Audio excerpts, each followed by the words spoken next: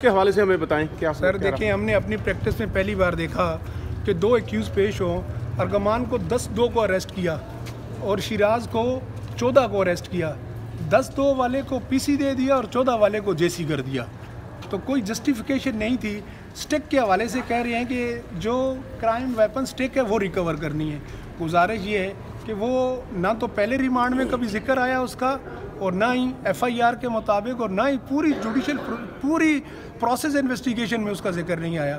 तो वो स्टिक है क्या, और उस स्टिक से कि कोई चीज़ भी सामने नहीं आई, किसी स्टिक से इसका हुआ। तो हमने रिक्वेस्ट की, हमने कहा in the interest of justice में kindly be remanded to judicial custody.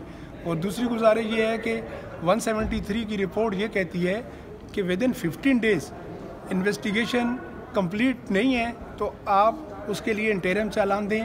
Interim चालान फिर भी अगर चाहते हैं तो 3 दिन का ग्रेस पीरियड उसको मिलेगा 173(1)(b के तहत। लेकिन ना तो कोई इंटरिम चालान था, ना कोई ऐसी प्रोग्रेस रिपोर्ट थी। और जज साहब के सामने उन्हें बात की, लेकिन रिकॉर्ड में कोई चीज़ भी नहीं थी। पहले रिमांड में जब पेश किया तो मुलज़म के लिए एमएलओ लिखता है कि he is mall treated by the police. लेकिन 27 को जब हमने एप्लीकेशन दी, फिर पेश किया, पता नहीं अर्गमान को पेश भी किया या नहीं किया। ना हमें पूछा, ना अर्गमान से पूछा। तो अर्गमान भी ये कहता रहा कि मुझे माल ट्रीट किया, बस उसको फिर भी ज़बरदस्ती अंगूठे भी लगाए। लेकिन फिर भी जज साहब ने हमारी बात को कंसिडर नहीं किया।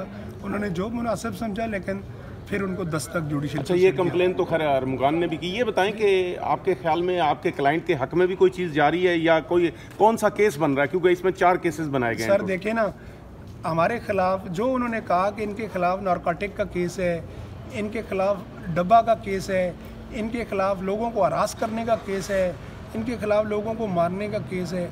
There is no FIR in such respect. सिर्फ एक FIR है, FIR नंबर 12/2025, जो कि मुस्तफ़ा मर्डर की केस है। उसमें भी 365 की FIR है। उसके बाद इसको अरेस्ट किया, और अरेस्ट करने के बाद ये कर रहे हैं, कोई सिंगल एविडेंस भी नहीं है हमारे पास, क्रिएट किए जा रही है एविडेंस। दूसरी बात ये है कि यहाँ से रिमांड 27 को लिया दोनों मुल्ज़मान का, और फिर इनको पेश कर दिया। एक मुल्ज़म को कल बगैर परमिशन लिए हुए जुडिशियल मजिस्ट्रेट के पास कन्फेशन के लिए, तो वहाँ पे जुडिशियल मजिस्ट्रेट ने एक डिटेल और स्पीकिंग आर्डर पास किया है कि मुल्ज़म ने ये शिकायत की है कि मुझे मारा पीटा और मुझे कहा कि आपको नहीं छोड़ेंगे, तकलीफ़ देंगे, टॉर्चर करेंगे। लिहाजा मैं इस केस का कोई भी अपना कन्फेशन देने के लिए तैयार नहीं, और उसने डिक्लाइन कर दिया कन्फेशन।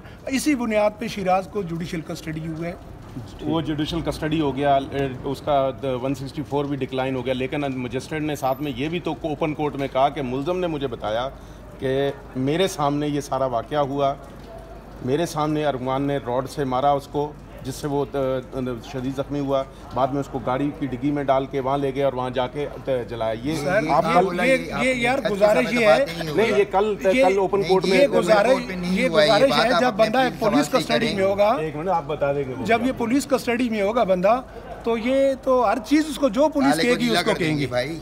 वो आपने एक मुहावरा भी सुना होगा कि पाकिस्तानी पुलिस जो है वो हिरन को हाथी और हाथी को हिरन बना देती है। इस हवाले से वो पुलिस कस्टडी में था, तो वो तो जो भी बोले वो करें। कल की तारीख है, बंदा पुलिस कस्टडी में हो तो उस बयान की कोई वैल्यू भी नहीं होती। अब इनको